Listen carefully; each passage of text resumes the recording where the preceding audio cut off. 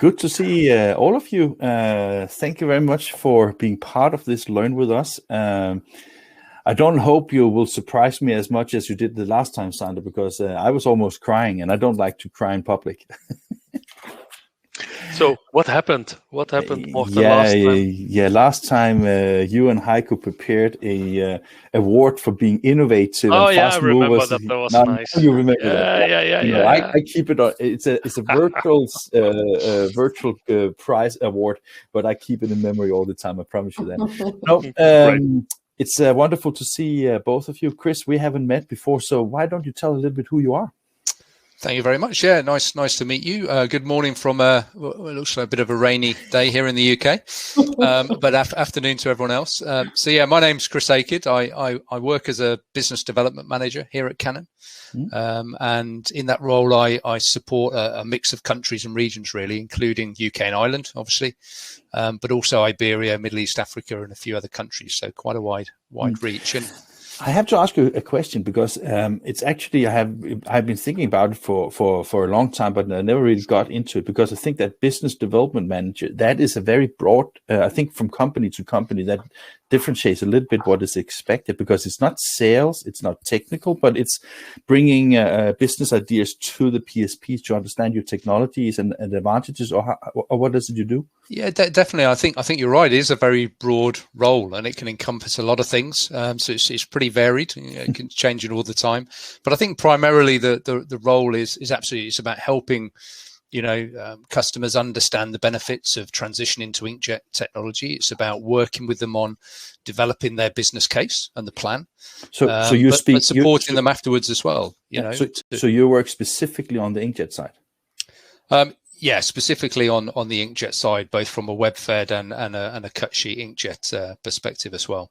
And I have to say, it's something you guys do great. The business development part of it, well done to you. I mean, I've sat in a few of your sessions and webinars that you've had, and you do a fantastic job, I have to say. Well, it's good to hear. Thank you very much. Thank you. I would also add to that one because we have worked with Canon in the US for quite some years now, and it's still like a relatively new relationship we have Canon Europe. But I think that what I like very, very much about Canon is your dedication to the industry. I mean, of course, everybody has an interest in growing this industry, but I think that Canon is actually a little bit superior to most in the sense that you are participating in events, you're supporting things like this, and you have also, I think, a very, very high dedication to bring. I mean, everybody wants to bring good products to the markets, of course, but I think that you really have a good understanding of things. So I'm really, really happy that you're here. So thank you very much. Sander, we also need to know, because you know a lot about the technical side as well, right? Yeah, absolutely. So I have a background in physics and started out as a little guy developing inkjet inks. So mixing the colors and all the ingredients to make the inks. And that's an excellent way to roll into inkjet technology. But in all these years, what fascinates me most was the fact that we could change the way how our customers, the printers out there, could change their way of working. They need to follow the market trends. The world is changing, and we will touch upon that later in the presentation. But that's basically what is the magic that we can offer in this case. Yeah. I can't help think about, because I did actually, when the Canon IX3200 was introduced to the European market, we were the first to show it. It was on a shaky handheld camera from Venlo, but nevertheless it was the first on English, which we appreciate, of course. In the interview I did with your colleagues Heiko van Gaal and Jutta Hendricks, I can't help think about, because I was so stupid, I always think that it's about the acquisition cost, and that is the limiting factor. And then Jutta, she taught me that no, it's more about the ideas and the applications and the business plan, and I think that is where you come in, Chris, right? But I can't help think about that also another thing that a lot of vendors in the inkjet space have starting to talk about is that we are on on the edge of where inkjet technology can actually replace some of the offset machines. And I think that when I asked Heiko if you had your eyes on Indigo's replacements with the Canon IX3200, I think he said, no, way bigger. It's all the offset machines in the market we're targeting. So is that something that you will touch upon, how that also, how you think the potential obstacles from a PSP's perspective and all the things that are interesting in understanding Canon's value proposition? Absolutely. That is basically what we want to talk about, because that's that transition, because not everybody has one specific product in mind that they run with. So it's a printer like a great printer like the IX3200, but think also about a color stream or a pro stream, which is web fed. They all are nothing more than small shackles in the chain. And the chain is as strong as all the shackles together. If there's one weak link in there, you will have an issue. And that's basically what we try to get across. And that's also this great role that Chris and I both have on business development, where we actually can help in making not only the transition into choosing a certain manufacturing technology, but also direction for changing your future business. Because if you only change one element, it will not help. True, you've got to tick all those boxes. And as we've heard from quite a few people, there's just quite a few boxes that need to be ticked to make it all come together and work. Yeah, and I think business development's a two-way thing as well. You know, we learn from our customers as well as we go through this journey. You know, and it's important that we learn from that and develop. And I mean, that must be a little bit of a limitation when you can't travel as much in the past year. That, I mean, have you still like processes for how to engage with your customers in order to get that feedback? Yeah, I think you know, when you go back 12 months at the start of the pandemic, you know, everyone was getting used to using all these different systems and Zoom and Teams, and here's another new one today. It's not new. It's not new. But it's you that is me. Yeah, but I think ultimately that's the point, that I think people are far more comfortable with using the technology now, and sharing. And I think, you know, if you'd have a year ago, if you'd have said to somebody, can we get on a quick Teams call and do something, you know, people might have been a bit, well, I'm not sure. Right. Okay. Today it's pretty simple, and most people are happy to do it. So I think it's just a different way of communicating and learning. But still really important. So, guys, are you comfortable getting into your presentation now? Because I think that we have an audience that are eager to hear what you have to say. Jean and I, we will jump off the call. We will be listening and be part. And if you need help, you just say help, and we will be there. You're on number 225 in line, so it will take some minutes to get there. No, just that's okay. So take it away, and then we have Q&As afterwards. I look forward to see and listen to your presentation. Thank you, guys. Perfect. Right, cheers. Thank you. Let me get the presentation started. Click on it. Chris, can you see the title slide? I can indeed. Take away, please. Yeah. So I guess firstly, I think you're going to show the agenda first, Sander. Is that right? Yep. Yeah, fantastic. So we'll just take you through a brief agenda for today. We're going to talk about the choice of technology that's available in the market. We're going to talk a little bit about market trends, challenges for the commercial printers, how inkjet can overcome some of these challenges, and then finally a sort of summary and wrap up. But I guess when we first talk about inkjet technology, then actually it was only about 12 years ago that we first started to see production inkjet devices appearing and being sold as an alternative technology, and finding a place amongst toner and offset technologies. And if we travel back to those early days, it was really a new cost-effective way to print really lower quality applications with still high productivity, improved economics. And the update or the uptake of the technology predominantly seen with sort of transactional and direct mail market type applications. And we saw a steady rate of investment here, replacing pre-printed shells to a sort of white paper solution. So it was quite sort of a way of cost optimization for a lot of businesses to produce this. But over the past 12 years, the rate of development has been quite phenomenal, and especially compared with other technologies on the market. And today, we see a technology that has capabilities, and Morten, you touched on it, that really, not just sit on the edge of where offset sits, but in some case can surpass what some of these technologies can deliver. So maybe to understand this development better, I think first to be good to have a quick look at the core technologies that do exist today and where they sit on the development curve. So maybe Sander, if you take us through that, that'd be great. Yeah, let me do that. So there are a lot of different technologies out there that you can choose. Think about offset technology, where you have these presses installed at a lot of sites worldwide. But you also see developments in there. We see more automated press setups, reduced setup times, quality control improvements. We see a lot of speed increases. We see also the trend of UV inks with low energy UV curing.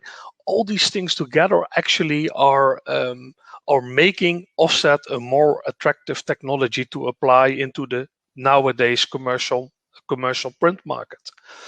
So it's a valid choice to take if you are in a certain area. We will touch upon that later when you would like to make such a choice for which technology. But that's offset technology.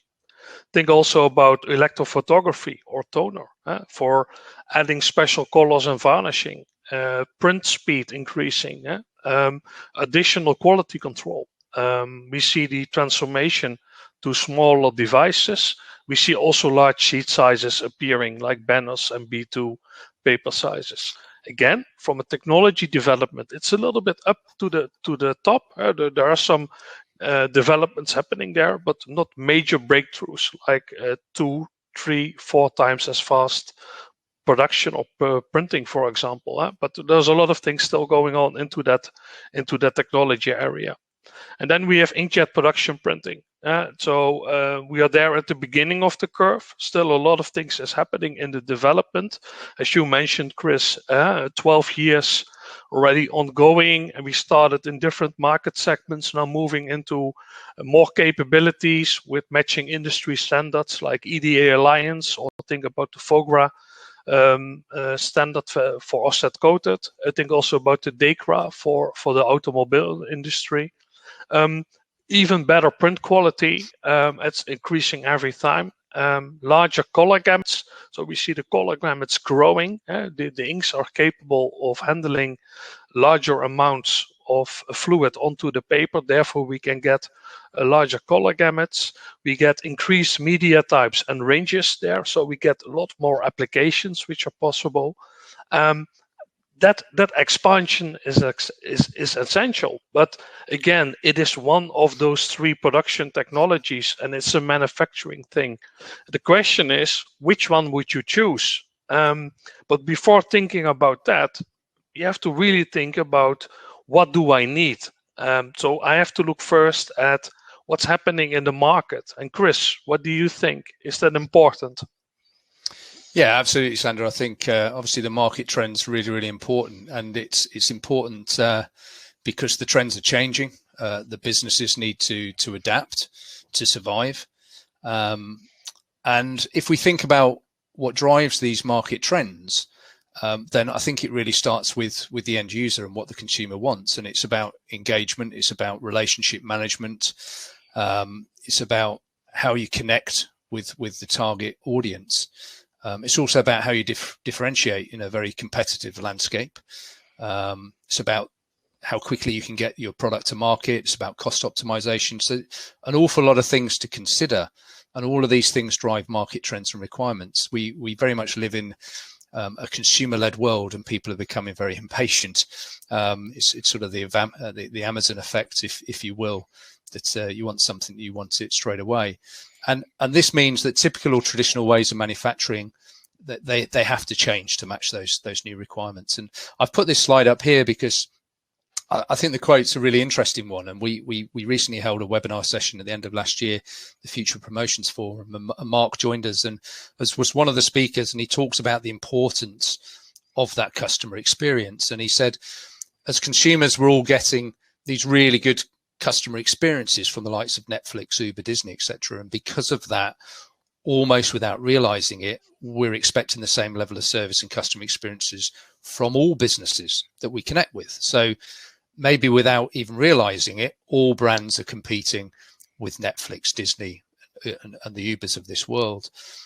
And I think if you speak to marketeers or print buyers today, whether they're publishers, brands, corporate companies, they all have this same challenge in meeting the demands and expectations of their clients. And I think this is really important because it helps explain some of the challenges that brands have, but ultimately then the challenges that flow on for a printer, the challenges that they have, how they have to respond and support their customers in a more flexible and an effective manner. So for some printers, this means they've really got to think about more automation, more flexibility. They have to be more customer centric, without question. But it also means, I think, new opportunities as well to cross-sell, to upsell, and develop new manufacturing capabilities that can support them as a printer, but also their customers. So really the idea is about how can you create something that will consistently and predictably deliver you results, or the results that you're after, and I think this has to be something that's sustainable as well. And we talk about, earlier my role within Canon and Sanders, this is about business development. It's about creating, helping somebody have this transformational journey to inkjet, responding to the latest trends, but doing it in such a way that it's sustainable and that the customer has sustainable growth. And so do their clients. So if we look back over the last 12 months and the unique situation we've had with COVID-19 as well, every organization has had to change, has had to adapt to the new market trends. And in turn, I think that's created challenges, but also definitely new opportunities for printers. So if we come back to this theme of how to transition to inkjet, for example, then we understand, and if we can understand these changing market trends, I guess, Sander, from your perspective, what do these new trends mean for the printers? Yeah, I think first of all, Chris, it means challenges. Things are happening outside. You see more jobs, you see shorter runs, you see people ordering lesser amount of quantity. Your print buyers want to have not one run of 20,000 books, they would like to have 20 runs, 500 books. The total is less, but it is more jobs, and they are shorter runs. They would like you to offer a wider range of products, so you not only have to focus on that single product like a book, and there are more things around that happening. We also see a lot of consolidation in the market, and with consolidation in the market, the logical trend is you get bigger parties out there in the market with more printing capacity. But do we need more printing capacity? I don't think so. More printing capacity, we need smarter printing capacity, and that's an important trend that we have to look into. People are demanding shorter delivery times. It's a price-driven commodity market, so you easily can look up what the price is of a certain application and start to bargain on that one. But on the other end, you have to work with all that standardization going on. So these are the challenges that our general commercial printers that you have out there. That means also that these market trends are basically creating these challenges, but it also gives you new opportunities. Think about print-on-demand printing, just-on-time printing, one-to-one marketing. These are all new options or new ideas, new ways of working that you can use to create a better and a stronger relationship with your customers in the end. And that partnership is key in the end in making your business more viable, more fit for the future, and more sustainable. Just as an example, think about a book printer. Many years ago, a book printer would be the person who gets all the data in, puts that onto its press, printed it, and the one with the lowest price probably is the one that will get, in the end, the deal. Now it's a different way. Our publishers out there, they have totally different things on their mind. There are other things going on than that price of that certain book. There are multiple channels that they have to now communicate and publish that book into. You can help them also by minimizing their warehousing cost, or when when books are not being read anymore, automatically that run is then taken away. That is all waste that is being generated. All these different things are now on the mind of the publishers. You, with your business, can add value there by adding these services. Print on demand is a nice example of that. But also think about a commercial printer that has a similar situation, where it's printing a lot of different applications, and you can print in the end what the customer requests, but you also can adapt to it, for example, by adding simple things like personalization into it that makes you more dependable for your customer. You create that partnership, that relationship together. It becomes stronger, and that bond in the end will lead to more revenue in the end for your company, and that's an important step that you need to take. But again, we will talk about these different technologies out there. If you then look at the different technologies, and this is, I think, a nice overview where you can see a cost per page on the left-hand side, where this straight line is there for digital toner. This one is for digital inkjet, and you see there for offset also a certain line. Depending on your situation, of what the cost is of, for example, a book, let's say it as an application, you have to choose a certain point depending on the run length. What we actually see at this moment is that average run length that is shrinking. We see that the market out there, people are asking, due to these market trends, for lower run lengths. So where you would be comfortable with an offset for run lengths up to 10,000, you can see now it's better from its rentability. So it's that inkjet technology is a better fit if you go below that. So in a lot of applications, you will see that there are choices to make, and these trends are guiding you into, let's say, that direction. So if you develop your services, that's your fundamental to success. Chris.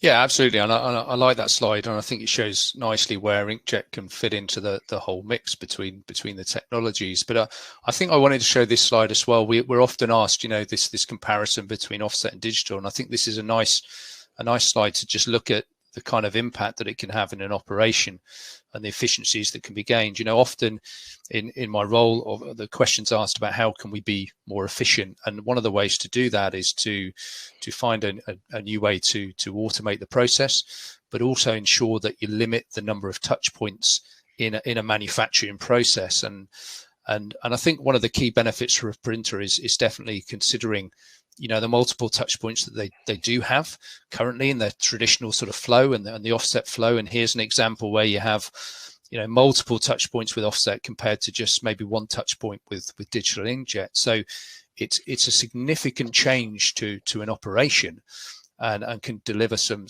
massive benefits for the organization. And often really it becomes one of the biggest parts of the whole commercial model, identifying this significant cost saving and demonstrating also this additional value in terms of reduced errors in the process. I was speaking to a customer just a couple of months ago who invested 2 years ago in inkjet. They were a traditional offset printer, had a small toner device. Digital accounted for maybe just 5-6% of their annual turnover. Just 2.5 years later, it's accounting for about 50% of their turnover, and a big part of that is because their ability to just bring in the work and get the turnaround and the efficiencies, and have this automation and fewer touch points. So it's really transforming their business and their processes. And when you can deliver then a product with the same level of quality, or even enhanced benefits such as personalization or mixed media in one pass or job, or this shortened lead time, this print on demand operation that Sander just mentioned, there are major benefits there for the client. And we hear this and discuss with many of our customers, and there's absolutely no doubt it represents a major point given the nature of the business and the demands from, you know, the clients that I mentioned earlier, the demands that they have on their printers, and these market trends that are constantly changing. And then if you think about ultimately an investment that inkjet delivers in terms of the fact that it's digital, it can handle any personalization requirements. It can deliver in terms of the cost effectiveness with inkjet systems, offering really great productivity, you know, less maintenance, more cost efficient TCO. It delivers in terms of flexibility now with the technology. It's come an awful long way in 12 years. If you need to run, you know, 11,000 B2 sheets per hour on an inkjet web press, or produce over 4,500 SRA 3/4/4 sheets on a cut sheet inkjet device, you know, this is all possible. If you need to use standard offset coated media that you use on your offset presses and achieve the same levels of quality, meeting industry standards such as FOGRA, then again, this is possible. So ultimately, I think with inkjet, you can not only do what you currently do more efficiently, but also it's really about enabling the creation of new print products, you know, new value change, new workflows, and print becomes this integrated part of the whole communication mix, you know. And we're seeing customers now really pushing the boundaries here and doing trigger-based customization. They're getting into hyper-personalization, dynamic publishing, programmatic printing, all these things that add a lot of value for their clients, utilizing AI and the data that we can capture today. So when you generate all these new opportunities, you drive lots of new applications, and they're created also at the right time for the client, for the right purpose, delivering the best possible returns for them. So printers can now print on all kinds of applications on one technology platform as well. So, you know, if it's brochures, postcards, greeting cards, premium direct mail, books, all sorts of different application. And this means they can offer far more flexibility for their customer. And of course, this is all great. It's great to see all these applications and talking about quality and what inkjet can do, but it's also really important when we talk about transitioning to inkjet that it's not just about installing a piece of hardware. And actually, I caught the session this morning with Mark Freitag at Vonia, and he made this point that you know, they've invested in inkjet, absolutely, but real transformation and the success of that comes by looking left and right as well. It's really about considering the workflows. It's about considering the touch points, the automation, the finishing requirements. Should that be inline? Should it be nearline? There was a good conversation there around that. It's about the people in your organization. It's about, you know, managing that change within the organization, but also around the partnership with the people that you're working with, you know, the manufacturers. It's about having the right project management and support and business development. All of these things are going to ultimately enable the success. So I think, you know, if we were to sort of summarize on this whole transition, and coming back to the question, transitioning your business to inkjet, in the end, it enables you to have a manufacturing capability that delivers products with exceptional color quality. It allows you a lot of flexibility that's required to meet the demands of the clients. It delivers high levels of productivity, but it also can deliver that with the right economics. And I think certainly I feel lucky, I'm sure Sander does, that in our roles we play this quite an integral role in this transition with the technology. And as Sander stated at the very beginning, it's a technology that's still actually in a development phase with even more to come. So it is really, really exciting. So while the challenges for businesses, I think today are very real, and we've seen that, you know, over the last 12 months, how quickly some of those challenges change as well. I think the opportunity inkjet can bring should also be a very exciting one for printers today. Yeah, thank you for that, Chris. And I think with that, we'd like to thank you for listening to us, to Chris and myself, explaining some things about the insights of inkjet technology, but more importantly, what the market trends are doing, how they are influencing, your future in the end, and what are the small tools you can use to adapt to that. Let me see in the chat if we have some questions. I have one question from Henrik. So how do you foresee the development of toner machines? So what you see happening at this moment is that within the toner machines, and it's a broad category, we see speed increases, we see versatility increases. Those are the things which are happening there. More different types of toners are possible. Think of all the glitter effects. Think about little steps in more speeds. But in the end, you reach your technical limit, and this will then limit, in the end, the possibilities there. We see more and more integration. I think that combination of you have digital, you have inkjet production printing, you have offset, will give you that palette that you need to make your decision depending on your business needs in the end. What kind of products am I producing? How much of each? How can I sell that to my customers? At which value? All these things come into play, and then you have that decision, and each print technology in the end is a valid one. So it's not about inkjet is the best. No, inkjet is only the best if there is a good fit for it. So I've got a question. So yep. I'm a consultant in the industry too. So when I go and talk about inkjet, you find, and I'm kind of asking, I guess, if you're experiencing sort of the same, but if you go into a litho printer, you showed the slide, Chris, about cutting out processes. Everybody knows processes means cutting out a lot of people. So automatically when a company starts talking about, let's say, inkjet, there's that fear factor that, they're going to cut jobs, we're going to lose our jobs because they're going to bring an inkjet press in, they're not going to need us. So how do you handle that part of it? Because I see it, it's a very, it's happening where, everybody comes in and it's like, don't give them too much information because if they go inkjet, we're going to lose our jobs. How do you handle these kind of things out there? Yeah, I think it's a really important question, and I think it's when you look at any change management is as big a part of the project as anything else, and convincing people as to the benefits of what you're doing. I think often initially the approach is obviously from a general manager level down or owner of the business down. Ultimately, they've got to look at their business and understand how are they going to develop, how they're going to survive. Yeah, that's the first thing. They're in a very competitive world, and if they just have offset, typically they are challenged with some of the issues that they face each and every day. It's quite a commodity-led business often, especially if you look at a general commercial printer. So they've got to find new ways to generate new opportunities with their clients. Sure.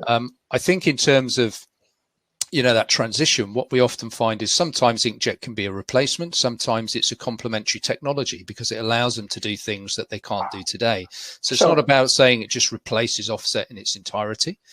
And it's often a way of actually ensuring that businesses can retain staff, because actually it's an area that they can begin to grow and develop. Yeah, so we see some people coming from offset presses and moving on to the inkjet press. And for them, actually, it's also a really exciting transition, because they may have been doing something for a long time and be worried about their long-term, or longevity in this industry. Whereas now they're actually moving into something that they see has some growth and future, and getting into things like personalization and versioning and all of these sort of different things. But ultimately, it can be a complex discussion, and we can't hide away from the fact that on occasion that could mean to having to downsize. What I would say is ultimately when you look past over the number of last few years, and I can think in the UK alone, the number of businesses that no longer exist. Yeah, sure. That's the challenging times we're facing in. So we have to find a way to transition, but at the same time, obviously, as I'm saying, that growth opportunity enables businesses often to retain some of the staff as well. So it almost becomes part of, let's say, the business development role, as in to take, let's call it the whole company on a journey. And maybe, as you just said, this is an opportunity for people. Because, I've found sometimes that it actually causes resistance in the sales cycle because you've got all these internal people going, we don't need this, we don't need to go there, because the whole fear factor kicks in. Yeah, absolutely. And you've got to bring them on the journey. And, it's interesting when we could travel and we would bring people across to Venlo, our facility in Holland, or Poing in Germany, we've actually found that engaging and asking management to also bring across maybe an operator or one of their lead operators to have a look at the technology as well at the early stage is actually really, really helpful. Because what that allows them to do is to understand exactly what the business is trying to accomplish, what their business or their company is looking to invest in. And you can start to explain to them what this will do for them, in their role as an operator, and the opportunities that brings. And often then you find that it's the operators that get so excited about the technology and what it can do. Sometimes they come with a little bit of a, well, this is not going to be as good as offset, and by the end of it, it's, wow, okay, that was really impressive. I'm really excited. And that feeds back into their teams and their operators back in the business as well to say, do you know what, this is the future. This is really exciting. So I think having that multi-level approach within an organization is really important. And for the owners investing as well, it's really, really important. Next week we have an organization that's just installed a cut sheet inkjet machine, and we're having this conversation that we want to do more sales training with his team, but also get his back office involved so they understand what's going on, what's happening, so that the whole business can embrace the decision and understand the journey that the printer is going on. And it's true, because at the end of the day, you can have all these bottlenecks from somebody that doesn't quite get it. So it's like you say, it's training the back office and getting everybody involved. So the transition for that whole business, everyone's on board. Yeah, so, and it sounds easy. It isn't always easy, no, and you're quite right. Sometimes you will face that opposition, but that's part of our roles and our jobs to absolutely to work to develop that understanding. Yeah, if you have to, yes, carry on. Sorry. Yeah, sorry. Yeah, so that as we talked about a little bit in the beginning, it's creating that chain, and we have to make sure that everybody is on board. Because if not everybody is on board, your engine is not running that efficient. Your company is not running as efficient as it could be. Yeah. So when you're going into a traditional offset, I mean, I come across this very often where you come in and you've got to do sales training. Not everybody is going to get this. Not everybody, that's my opinion, is going to get inkjet, or maybe not get it, but are going to be in a position to be able to sell it to customers. So do you look at, in a case like that, where you can see you've got this resistant sales force, do you then identify a champion that people can take out, or how do you handle that? Because, I mean, I know I come across that a lot. So just keen to see how you sort of handle that, because not everybody is going to be the best person to go and promote this to their customer. Yeah, I think again, usually when an organization has made such a big investment, they want to be sure that their salespeople are going to deliver the work for that investment. So I think part of that is working with the client to understand the different characters and roles and responsibility that the salespeople have. In some organizations, they still keep them quite separate. So they have sales teams that still work on the larger run offset volume work, and they bring in other people looking for new work, shorter run, medium work, personalization, all this kind of stuff that suits inkjet. And that can work quite well. In other cases, the salespeople are looking for work all across the board, and sometimes it's also down to pay plans and where they're focused. It drives behavior, doesn't it? Pay plans drive a lot of behavior. But I think my experience is that in most cases, when you go in and you explain what this means for the business and the opportunity it has for the salesperson, I would say in most cases, most people are usually pretty bought into it, because they see the value for them. Often salespeople were out there and they may be, may have been a little bit limited in what they could do. So a customer's asked them, well, actually, can you do me 50 of these, or can you do? actually, no, I'm not winning this work because we can't compete on price. Or whereas suddenly that salesperson can say, yeah, absolutely, I can do your run of one. I can do you one, or I can do 50,000. It doesn't matter. We have the technology capability in house to deliver whatever you need. So more often than not, it expands the opportunity for them.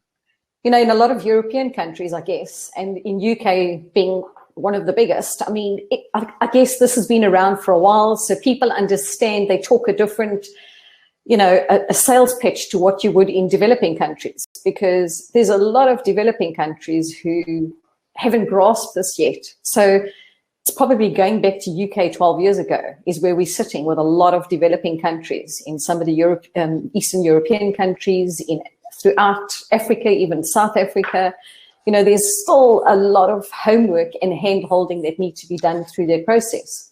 I think so, but I also think it's a lot easier now, 12 years on. And it's easier because 12 years ago when we started, there were limitations. Mm-hmm. So when you were selling it, you were saying, hey, we could do this on inkjet, but there may be a compromise. Yeah, of course. Yeah, I think today, really, and it's back to what Mark said from Livonia earlier, we don't want to get into a discussion with a customer about what technology this is printed on. So from a sales person's perspective today, it's about having the discussion with their end customer and saying, what is it you want to produce? And that's it, because you don't have to say whether it's, by the way, we have inkjet or offset. No. You just have to say, what is it you want to produce? And this is what we can do for you. Because it becomes irrelevant whether that's produced on an inkjet machine. You don't need to. Exactly. So I think from that perspective, 12 years on, we're in a much better place to have that discussion in some of those developing countries. And the thing is, I also find, I work in a lot of the developing countries, but there's so much information at head office, and it's almost when they come to developing countries, they're the forgotten ones, and everybody's got to try and find their own little way. Meantime, you could copy and paste it and just give it, in those developing countries. So, I think there's still a lot of opportunity there to take that business model that is created in mainland Europe and just, send it along to all these developing countries that could really, really use it. I think 100%, and we've seen, just over the last year, we've seen installations in places like Kenya, in Egypt, in Middle East. Absolutely. We have numerous systems now in the likes of South Africa. Not saying that's a developing country, but it's still from a region perspective. This is starting to develop, and people are starting to understand the power of the technology and how that can transform their business. Yeah, absolutely. So we got some questions here. So we got Kim Sussman. Will Canon inkjet expand in the labels narrow web industry? Yeah, so for us as Canon, it's important for us to also look ahead in the future. And one of the growing markets in the end is the packaging market, and including that is also the label market. We already have inroads into that. We have a product that is called the Canon Label Stream 4000. That is the first example of that into that direction. So the answer is absolutely yes. Okay, then Hendrik asks, how many inkjet presses can an operator run parallel? Yeah, so again, it's one of the great things about the productivity and the uptimes of these systems. We have, if we talk about our Veriprint I series or IX series cut sheet inkjet systems, we have, for example, one customer that runs 4 of those systems, and they have one operator running 4 systems. Wow. If you translate that to continuous feed web lines, again, we could have, web lines of 2, 3, 4 web lines, and again, one operator running those systems. It can depend really on how often they're changing medias, the kind of products that they're producing, and the configuration of the equipment ultimately. But on both of these systems, there's opportunities for integrated third-party finishing as well. So a lot of automation. So really, it's a case of just loading the paper, pressing the green button, and taking the stuff off the back end. So it's a massive change in terms of operational efficiency. Sure. Next question. With regards to Jean's question, we have had an enthusiastic response to the business development workshops we have run for print service provider who have taken on our inkjet presses. There has been very little pushback from salespeople who have been selling traditional litho and digital print. They see the need for change due to the challenges in the market, such as quick turnaround and lower run lengths. So that was from Carl Nolan. Yeah, no, well, thanks for that, Carl. I know Carl very well. So, yeah, absolutely. So, but I think it's true, and I think it's as I said, you know, I think typically when companies have made these investments, a lot of business see that as a very positive sign because of the challenges that exist in the commercial print market. So when a company makes such a large investment, that they're generally quite pleased because they're seeing the company's investing. So, and that's true. And I think that's, as I said, one of the great things that you do is, you know, your business development is top notch. So there's a lot of positive feedback about that. So well done. Roger Gladwell. So here's the rub. We have both a 6700 and an i300 at approximately 4 years of age, both limited already by paper type and quality. Yeah, again, so I think, you know, when we talk about the S-curve and the development, I think over the last 12 years, we've slowly started to improve the capabilities on the technologies that come to market. And, you know, for the color stream, I think the color stream does a fantastic job in terms of printing on a whole variety of different medias, both uncoated, but inkjet coated medias. And there's been a lot of development around the papers with inkjet treated papers. But there are still some limitations there, and with the i300, the cut sheet systems, the i-series, you know, we have, you know, about 275, 280 i-series out there in the market, you know, printing on all kinds of different medias. But we knew that we needed to expand the media range, and over the past year, we've launched the iX series. From a cut sheet perspective, which really expands the media latitude, especially on coated medias from 90 to sort of 350 gram coated medias. We've announced things like the Pro Stream as well in the web-fed category, which again can print it on standard offset coated medias. So the development there in inks, in the technologies, in the heating and the drying systems have come a long way. And as we can say, even just in the last 4 years here, there have been significant steps and changes in the technology. And I think that's, you know, that's the exciting piece. You know, as I say, when you consider it's just been 12 years where we've come to now. And I think, you know, we talked about this cusp of being at the edge of offset. I think now we have technologies today that absolutely sit there and can deliver on those categories.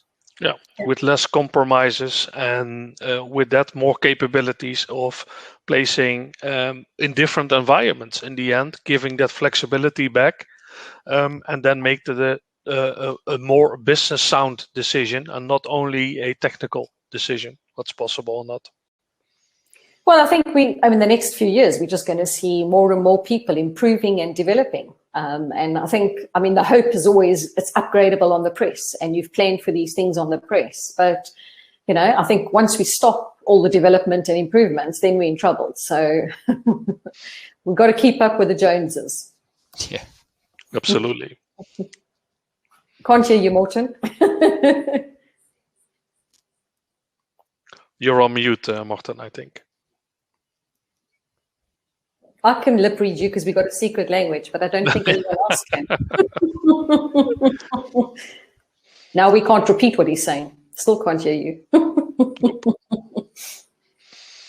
He's left the room. He'll be back. He's joined the room again. Let's see. Can you hear me now? Yes. Yes. It's been a wonderful presentation. It's been a terrible technical nightmare behind the scene, I promise you. But I know we have not lost anybody so far, so that's good. And it's good, Jean, that you were like fast moving in and taking over the conversation. And I know that you can talk as much as me, so I'm happy with that. Sorry, guys. No. Very good. Good takeaways and congratulations. I was surprised about the numbers of installations, not because you not deserve it, but the rollout speed is, of course, also something that you measure the machine success on. I think that other vendors would be a little bit jealous on you when they just think about that it's still like a relative new cut sheet machine in the market, right? Absolutely, and we are very happy that we can have this success as a company-wise, of course. But I think the most important benefit out of here is that we bring these changes into the market, and that will help businesses make that transformation in the end. So Any more questions or? One question I need to ask was, obviously during COVID, were you active, your business development team actively out in the market? Yeah, 100%. I mean, we've had a number of installations that are still continued. The service teams have done an incredible job finding ways to install systems, and from a business development perspective, albeit online, we've had all sorts of kind of meetings and trainings and sessions with. And I'm so glad you answered this way, and I'll tell you why. Because what kind of, I suppose, got my attention during COVID was business development services were cut from so many vendors, and you kind of go, this is the one time that people need assistance. They need to look at new markets, reinventing themselves. So fantastic that you kept that going, because I think, as I say, the fascination for me was marketing, business development cut during COVID. That's when people need you the most. Yeah, and I think for a lot of business, COVID actually accelerated their mindset and their thinking. Yeah, yes. in terms of how do we, for a lot of customers, they always had this in mind. It was part of their strategy to think about how they transition their business. But COVID-19 just accelerated those plans forward. Absolutely. Yep. Well done to Canon for keeping it going with your clients. That's awesome. Definitely. Let's call it for today, guys. Thank you for your continued support to Inkish and the work we do. And I think it was a wonderful session, and I hope it was fun for you too. Absolutely. That was great. Thanks. We enjoyed it. Many thanks. Thank you for the opportunity. Always. Yeah. Have a great day, and talk to you soon. Bye-bye. Cheers. Bye-bye.